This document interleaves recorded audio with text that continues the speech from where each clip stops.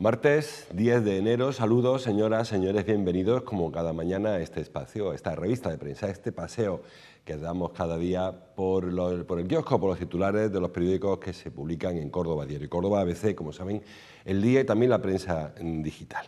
Hoy, bueno, hay bastantes temas nuevos, cada periódico tiene el suyo, aunque hay el tema de la vivienda que aparece en varios titulares, ahora lo verán. El diario Córdoba ha escogido este asunto para la apertura, 4 columnas, frenazo a los proyectos para la edificación de viviendas en Córdoba. Es un informe del Colegio de Arquitectos que todos los periódicos, lógicamente, recogen. De él hablamos ahora. Una foto que envía la propia brigada para el esperado regreso de los militares de Letonia. Ayer llegaron a Sevilla, ayer noche, y luego llegaron a la estación de Córdoba, y de allí, pues, lógicamente, cada uno a su domicilio. Fueron casi 200 los componentes de la Brigada Guzmán el Bueno, 10 los que volvieron de Letonia, que llevaban 6 meses en ese país. Volaron desde Riga a Sevilla y luego desde Sevilla vinieron a Córdoba en tren. Letonia está muy cerca de la frontera ruso-ucraniana, está bastante cerca, y eso ha hecho elevar un poco la tensión, o bastante la tensión y el temor de la familia. La foto de abajo para Brasil, saben que hubo un intento de revuelta, comentábamos ya ayer. Lula da Silva, presidente de la República de Brasil, inicia una ofensiva contra el bolsonarismo. Saben que en Brasil hay una especie de, digamos, cohabitación, porque la presidencia de la República es para Lula da Silva, el Partido de los Trabajadores, mientras que aún hay una mayoría en algunas cámaras, por ejemplo el Congreso, para el anterior presidente de la República, que era Jair Bolsonaro, que es de ideología absolutamente contrapuesta. Es casi, si por trasladarlo a España, casi Podemos y Vox, ¿no? Vox seguro, Podemos ahí anda, ¿no?, con Lula da Silva. Y entonces, pues claro, ese cambio de uno con otro ha provocado por algún controlazo en la calle, alguno muy serio como el que vimos este fin de semana. Bueno, pues Lula da Silva lo que está haciendo es relevar de algunos puestos a militantes o simpatizantes de Bolsonaro, del anterior presidente de la República, que, como digo, podía parecerse más a un Donald Trump o a actitudes en España, Vox, o a Giorgia Meloni en Italia, ultraderecha, y por ejemplo ha cambiado el embajador en Washington, la cónsula en Nueva York, está cambiando personas.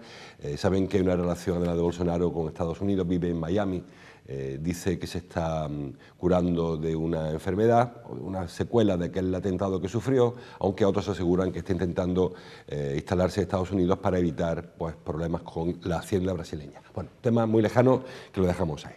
El diario ABC también habla de la vivienda en la primera página. La promoción de vivienda en Córdoba se desploma a la mitad, título muy parecido al del diario Córdoba. Repito, es un informe del Colegio de Arquitectos al que nos referiremos.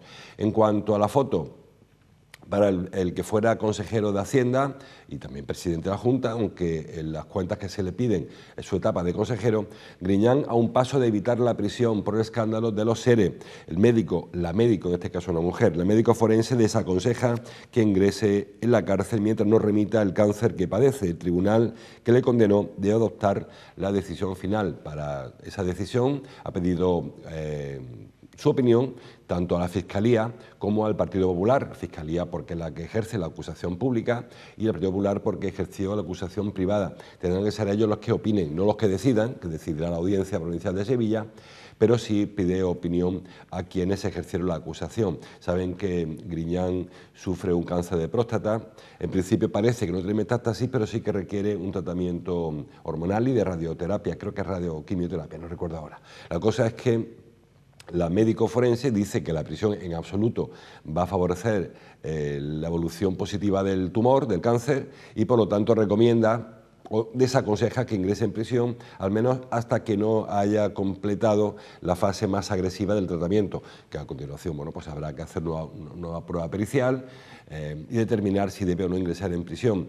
Al hilo de esta información, publicó ayer Vox, Manuel Gavira, portavoz de Vox en el Parlamento de Andalucía, unas declaraciones, bueno, no digo que sean inhumanas, porque la política no tiene humanidad, pero sí que decía que hay otros enfermos de cáncer que entran y salen de la cárcel y son atendidos y que Griñán debe ingresar en prisión inmediatamente.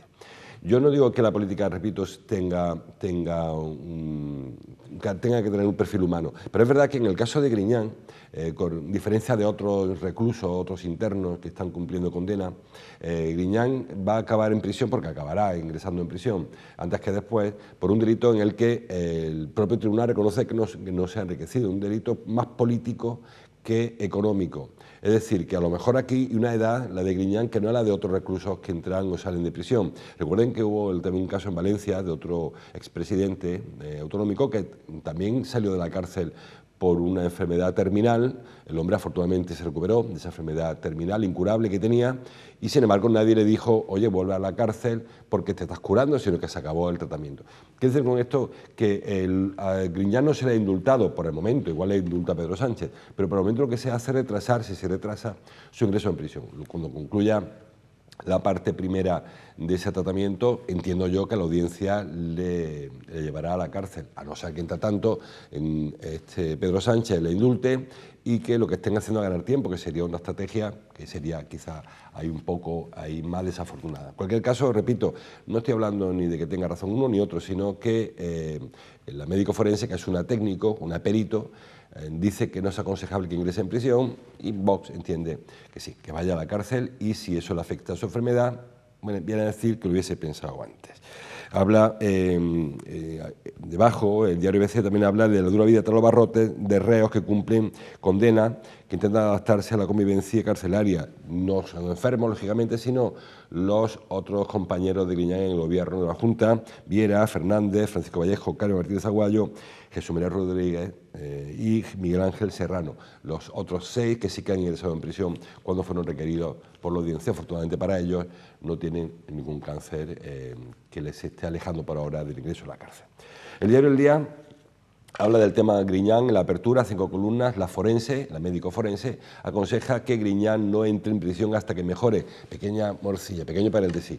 Forense es médico público, entendamos, porque forense tiene pinta como de los que tienden a lo que realizan autopsias. Hacen muchas otras cosas los forenses y otras cosas pues prestan un informe pericial a los juzgados y por eso de ahí que sea la forense. El diario ABC publica la médico forense, el diario El Día la forense directamente y parece que estén haciendo una autopsia. Evidentemente, afortunadamente no es así. El titular, como les digo, hace referencia a este asunto. La foto para los disturbios en Brasil. Más de 1.200 detenidos en Brasil, dice el diario El Día. Las 3 fotos que hemos visto hoy, ninguna son locales, son fotos de fuera. Los bolsonaristas más radicales fracasan en su intentona golpista, pero eso mantiene la tensión. Realmente, dicen los analistas internacionales, que lo que pretendían estos miles de bolsonaristas o de detractores de Lula era más que provocar un golpe de Estado o de intervenir las instituciones, era hacer que el ejército acudiera a la defensa o poner orden en la situación después de estos tumultos y que relevara al presidente Lula da Silva de su tarea de gobierno y se pusieran ellos una especie de paréntesis, luego a ver qué hacemos, ¿no? Ahí sí que ha habido un fracaso evidente, porque el ejército no solamente no ha dado el golpe de Estado que ellos pretendían, sino que ha sido el ejército, como vemos en la fotografía, quienes, bueno, dice policía, yo vi ayer militares y de luego el uniforme que lleva no parece policía, pero sí, el ejército sí que se encargó de mantener el campamento de los insurrectos y de ponerse del lado de la Constitución. Afortunadamente los tiempos son los que son, no estamos viviendo los años, principios del siglo XX, sino que el ejército suele, afortunadamente repito, estar del lado de la democracia, de la ley. Hemos visto cómo también Donald Trump en su día, los trumpistas, intentaron levantar el ejército contra el gobierno de Joe Biden, o cómo ha habido asonadas o intentos de asonadas, y en las democracias consolidadas el ejército, los militares, los jefes, los mandos, están del lado de la ley, de la Constitución, con lo cual creo que por ahí es un camino que afortunadamente parece estéril y en el caso de Brasil ha sido totalmente infructuoso. Foto de Bernal también en el diario El Día, porque parece que tanto Bernal como José Cruz cambian el mercado del Córdoba. Las salidas, más que posibles salidas. Ayer ya avanzó algo Fernando López en su programa sobre estos movimientos del Córdoba y casi se da por hecho en el club que habrá salidas, quizás no solamente estas dos, algunas más. Bueno, los que entienden de deportes les darán más detalles que yo sobre este asunto. Bueno, vamos con el tema del informe del Colegio de Arquitectos, que es muy interesante, aunque los titulares pueden resultar un poco engañosos, y me explico. Dice el diario Córdoba, frenazo los proyectos de edificación, dice el diario El Día, la promoción de viviendas cae a la mitad, dice Construcor, la Asociación de Constructores, que es cierto que han bajado la mitad, pero por un dato engañoso, no el de este año, sino el año anterior. Venimos siempre diciendo que las comparaciones, si son odiosas, como dice el refrán, en el caso de cuando se comparan durante la pandemia, están bastante desvirtuadas, están bastante vencidas, ¿no? Este año ha habido, el año 2022, el que está analizando el informe del Colegio de Arquitectos, hubo 1.018 proyectos de vivienda. Ahí lo tiene la cifra. Vean la diferencia enorme que hay con el gran boom el 2006, según la información que publica Araceli Ruiz Arjona en el diario Córdoba, que era el boom, la explosión, aquella burbuja enorme que reventó, como saben, y se llegó a cifras, como ven, en el 2014 de apenas 360 proyectos de vivienda avisada. La diferencia es enorme de proyectos. La burbuja explotó y hubo luego durante muchísimo tiempo un parón. Ahora estamos en 2018. Si ven la comparación con el 21, la diferencia es casi a la mitad, como dice el diario ABC. Pero claro, es que el 2021 estaba desvirtuado. ¿Por qué? Porque la cifra normal está en esas 1.000 viviendas que teníamos en el 2018, en el 19 y en el 20. En el 21 hubo un despegue,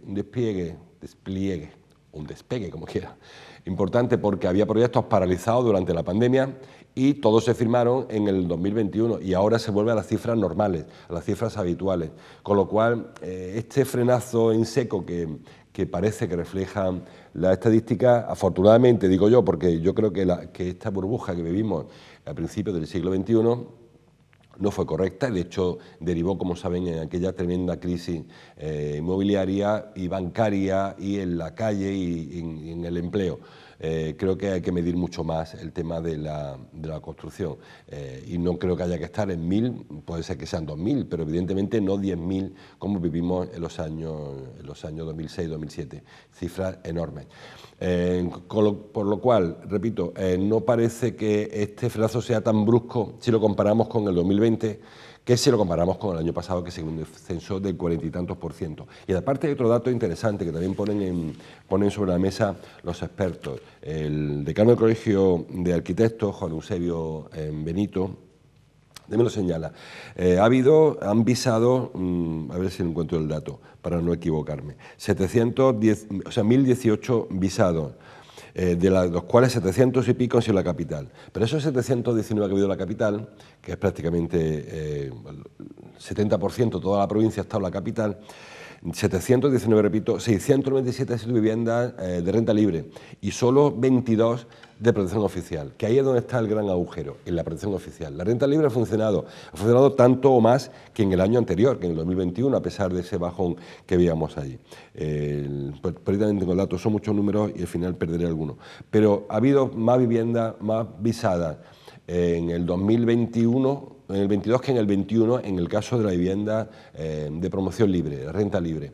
Lo que está más parado es la VPO, que habitualmente, como saben, corresponde a iniciativa pública, tanto de Vincorsa, que bueno, Vincorsa saben que lleva un tiempo un poco en estado de latencia, como incluso algunas fundaciones como Fundación Vimpica, que anteriormente pertenecía a Caja Sur, o la propia Junta de Andalucía a través de la Agencia de la Vivienda. Solo que se han parado los que apenas se han visado 22 proyectos durante el año pasado. En la renta libre, la encontró el dato de vivienda de renta libre, en total hubo 996, incluyendo Córdoba, capital y provincia, que es una cifra que está muy por encima de la de 2020, que fueron 820, pero está a la par con la del año. El año pasado es que hubo mucha vivienda, fueron 1.700. Digo que el número de viviendas de renta libre está sin perder la comba con los últimos años, a excepción de la del año pasado, del año anterior, 21, donde hay que sumar lo que no se hizo durante la pandemia. Así que creo que el dato no es tan escandaloso como puede parecer, como titula en este caso el caso ABC, un duro parón en Córdoba y se hunde en todo 2022 a la mitad. Repito que más que hundirse, ha recuperado la senda normal, la senda que se inició allá por los años 2012, 13, 14, cuando se recuperó después del gran batacazo del 2008 al 2012. A partir de ahí empezó una lenta ascensión, veíamos que en 2014 300 y pico viviendas, empezó a subir hasta llegar al 900, 800, 900.000 y ahí es la cifra que parece que Córdoba necesita. Yo siempre lo digo, Córdoba está perdiendo población en los últimos años y sin embargo cada año se están visando 1000 viviendas nuevas. Es verdad que el núcleo familiar ha cambiado. Si ustedes piensan, hace 50 años las familias pues tenían 3 hijos, 4 hijos, con lo cual la unidad familiar en media eran 5, 6, 7 personas. Ahora lo más habitual son viviendas ocupadas por 2, por 1, por 2, por 3 personas, con lo cual, claro, si antes vivían 6 en un piso, ahora los pisos son de 3, hace falta 2 pisos. Bueno, pues habrá que duplicar el parque de viviendas, pero creo que si vamos de 1000 en 1000 viviendas, más que se duplica el parque. Y luego está el asunto de los agujeros que se están produciendo en el casco antiguo, sobre todo el casco histórico, porque muchas de las viviendas que se están levantando son en la periferia, o al menos los barrios más alejados del centro, y eso está haciendo que los vecinos se desplacen de casco histórico, de zona antigua, de la jerquía de Córdoba, hacia zona de Poniente, zona del norte de Córdoba, zona de la Ruzafilla, del Hipercor, la ampliación del Zoco, Huerta Santa Isabel, y eso está provocando, repito, una migración interna de la propia ciudad que está despoblando el centro, lo está llenando de apartamentos turísticos, de viviendas para turistas, de hoteles, etcétera, o de solares directamente abandonados. Creo que hay que ordenar un poquito este asunto. Y, repito, siempre está el tema de la vivienda usada. Dice, hablando de vivienda usada, el diario El Día trae en su portada que el precio que Córdoba es la 4ª capital andaluza más barata para comprar una vivienda usada. Como siempre decimos, los datos son comparativos o no. En este caso, Málaga, Cádiz, Sevilla y Granada pasan de los 2.000 euros, mientras que en Córdoba, por metro cuadrado, mientras que en Córdoba están en 1.511 euros por metro cuadrado. Está por detrás quedan las otras 3 que no aparecen en la relación, Huelva, Jaén y Almería. No parece que sea la misma presión en la vivienda la que haya en Córdoba que la que haya en Cádiz, por ejemplo, o en Málaga, por ejemplo. Y también es verdad que el precio de la vivienda depende de qué vivienda contra qué compitas. Y me explico, si hay mucha vivienda nueva, la vivienda usada cae de precio, lógicamente. Si no hay vivienda nueva, el que tenga que meterse en un piso, compra lo que puede. Dice Benito, Juan Eusebio Benito, el presidente del Colegio de Arquitectos, y también lo dice Paco Carmona, de Construcor, que está ralentizado en la construcción porque hay mucha incertidumbre. Y que quien se mete en el berenjenal de comprarse un piso o de promover un piso, en caso de los promotores, es porque no pueden pararlo. Bien, en caso de las parejas que se van a vivir juntas o se casan, necesitan un piso. En el caso de los promotores, hay quien no puede estar un año esperando a que pase la incertidumbre, a que se reduzca la inflación, a que vuelva la tranquilidad a los mercados. Bueno, pues para esas personas, cuando no hay mucha oferta, pues tienen que irse a donde pueden, y cuando hay más oferta pueden elegir, y eso hace que los precios se caigan. Por eso entiendo yo que los precios en Córdoba se caen, porque además son precios muy volátiles, o son una estadística muy volátil. Hay años en los que está Córdoba disparado, el siguiente está abajo, el siguiente está arriba, y creo que depende mucho de esa combinación de oferta de vivienda nueva, oferta de rehabilitación, oferta de vivienda usada. En este caso, bueno, la vivienda ha caído, ha subido un 7,4% en el último año, y pese a ello, pues el precio, como le digo, está en 1.511 euros por metro cuadrado. Se multiplica un piso de 100 metros, pues le saldrá que son 151.000 euros lo que cuesta comprarse un piso tipo de 100 metros cuadrados, digo de 100 para que me saque las cuentas mejor, que se tengo que multiplicar por otros cifras, ¿no? Mientras que Málaga, Cádiz, Sevilla y Granada pues está por encima de los 200.000, son 50.000 euros más de piso tipo, quiero decir, de una ciudad a la otra. Repito que depende de muchas cosas. En Cádiz se construye menos, Cádiz es una ciudad con sus características, en Granada tiene zonas en las que hace tiempo que no se construye, en fin, el mercado inmobiliario se va acondicionando y amoldando y acomodando a la relación, a la situación de cada uno de los momentos. Bueno, más cosas, que hay más cosas en los periódicos y se me va la hora. Mirando los sumarios, dice el diario Córdoba, habla de las muertes por COVID. Nosotros hace ya algún tiempo, a primero de año, analizamos la estadística del año anterior. Dice el diario Grupo Prensa Ibérica que las muertes por COVID se reducen tras registrarse 487 fallecimientos. Baja efectivamente las víctimas del coronavirus, pero no en la misma proporción que el resto de estadísticas. Están bajando mucho los ingresos, están bajando mucho los contagios, aunque es verdad que los contagios, más que bajar contagios, bajan las notificaciones, pero los fallecimientos, los decesos no bajan al mismo ritmo. Lo que sí está ocurriendo es que se está elevando o se están centrando más en un grupo etario, un grupo de edad de 60 años hacia arriba. Al principio de la pandemia hubo personas con otras patologías cruzadas que fallecieron a consecuencia del coronavirus y ahora pues hay que cuidar especialmente a las personas mayores porque son quienes están falleciendo a consecuencia del coronavirus.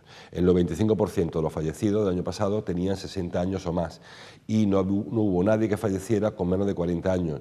Es decir, que está claro hacia dónde hay que poner el esfuerzo y dónde hay que atacar el virus o qué personas hay que proteger especialmente. Señala hoy el diario, lo he leído en el diario ABC, que Salud augura un alza del COVID en días, pero dentro del riesgo cero.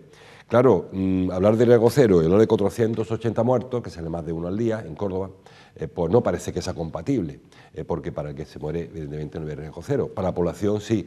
Riesgo cero es un concepto técnico, recuerden, había varios niveles, riesgo cero, riesgo 1, riesgo 2, riesgo 3, y mantenemos riesgo cero porque parece que el nivel de inmunización que tenemos con las vacunas nos protege del coronavirus, y está siendo así. Pero, repito, sin bajar la guardia, dice Jorge del Diego, hablo del diario ABC también, Jorge del Diego, director general de Salud Pública, que lo que está viniendo de China ya está en Andalucía, no nos alertemos por el repunte de coronavirus que está habiendo en Asia, también en Estados Unidos. Hay mucha más relación quizás Estados Unidos con China que con nosotros, está más cerca. Pero lo que está llegando de China no es distinto a lo que ya hay, con lo cual se supone que nuestras vacunas pues, son capaces de frenar la expansión del virus en Andalucía, en España y en Córdoba. Bueno, en cualquier caso, no hay que bajar la guardia, repito, hay personas vulnerables, personas porque lo que el COVID provoca es una neumonía en definitiva. Si le afecta a una persona con problemas respiratorios, con problemas cardíacos, pues es lo que está produciendo que fallezca. En cualquier caso, siempre lo digo, es un tema de preposiciones. No se está muriendo ahora de coronavirus, sino con coronavirus. Es decir, personas que fallecen y que están en la unidad COVID porque tienen coronavirus, aunque hayan muerto de otra cosa. Pero en cualquier caso, repito, son 487 fallecimientos según el recuento que ha hecho el diario Córdoba, según qué día contemos, que son muchas personas, son casi medio centenar de cordobeses que han fallecido durante el año pasado a consecuencia de esta pandemia que no acabamos de soltar. Más cosas. Publica hoy el diario El Día en la portada, bueno, hay un pequeño lío que se han hecho. Dice la portada en papel, puerta abierta al topless en las piscinas, ya hablamos ahí de este asunto. Pero en la versión digital, que está más actualizada, titula El Indeco no permitirá hacer nudismo en las piscinas municipales. Bueno, antes de este asunto, por aclarar, no hay un debate, lo hablábamos ya ayer, no hay un debate ciudadano de si se puede o no tomar el sol en topless o desnudos en las piscinas municipales o no. El problema es que el INDECO, Instituto Municipal de Deportes, no tiene una ordenanza, un reglamento que regule el uso de las piscinas públicas. Y eso hace que no haya forma de sancionar a quien incumpla el reglamento, básicamente porque no hay reglamento. Hay conductas que son, lógicamente, sancionables, entre comillas, porque afectan a la seguridad del entorno, porque molestan al vecino de toalla o porque lo que sea, ¿no? Y sin embargo no se le puede sancionar por el reglamento. Entonces se han puesto a hacer un reglamento y el reglamento ha salido el tema del topless y el nudismo. repito, no porque haya una presión ciudadana que intente regularlo, sino porque no había ningún reglamento que lo hiciera. Lo que hay ahora es una propuesta, repiten desde el INDECO. Fabiola Mouzo, que ha entrevistado a alguien del INDECO, no cita a quién, pero dice fuentes del INDECO, dice que lo que se ha hecho ha sido una especie de borrador de la ordenanza, que no ha pasado el filtro del debate político en el Pleno, tampoco ni siquiera el del Consejo de Movimiento Ciudadano, que no ha dicho si le parece bien o mal, ni siquiera el Consejo Rector del Instituto de Deportes, sino siempre de una propuesta que la habrá realizado un grupo de técnicos, supongo, pues mirando ordenanzas de otras piscinas públicas de otros municipios para poner un poco pie en pared y decir hasta aquí sí y hasta aquí no. ¿Qué se pretende sancionar? Pues se pretende sancionar lo más evidentemente sancionable, pues desde saltar en bomba a una piscina o dar volteretas o poner el radio cassette o lo que lleven ahora los chavales a pisar muy fuerte, molestar, romper cristales. Por ejemplo, en la ordenanza dice que no se puede entrar con gafas al vaso de baño, con gafas ni de sol ni de graduadas. Bueno, supongo yo que habrá quien pueda usar gafas graduadas si tiene una protección y evite que se le rompa. En fin, una serie de conceptos. En cuanto al nudismo, lo que le dijeron ayer es que parece inviable que se reserve una hora para practicar nudismo, porque las piscinas públicas tienen, las piscinas del INDECO tienen unos horarios, tienen unos aforos, y no puede decir la gente, venga, todo el mundo fuera, que ahora este señor o esta señora pues quieren quitarse el bañador, porque no tendrá sentido que le recorte los derechos a uno para dárselos a otro. Que sí, lo del topless, bueno, habrá que verlo, el tema del solarium, no está nada claro, pero parece que va a ir por ahí. Más cosas, vamos terminando. Publica hoy el diario Córdoba, una información que salió ayer en Cordópolis, ayer se me pasó por el tiempo, reaparecen en el casco histórico las caras de arcilla anónimas. Es la cuarta vez que reaparecen, información que firma Pilar Cobo, repito, ya aparecía en Cordópolis también esta información. Es la cuarta vez. En esta ocasión están junto al Club del Rastro, en la calle Caldereros, esquina Horno de Porras, ahí está. No está claro siquiera si ese edificio donde ha aparecido ahora es un edificio público o privado, si es protegido o no. Dependerá de qué ocurre para ver si se deja o se quita. Son estas cuatro caras con cuatro expresiones faciales. Ya apareció la primera en el año 2019, apareció, si recuerdan, junto a la Puerta de Almodóvar. Después aparecieron en las escalerillas que unen los Santos Mártires con Caballeriza. Aparecieron también unas caritas allí. Y después aparecieron junto al Molino de Martos, en ese murallón que hay junto al Molino de Martos, en la ribera.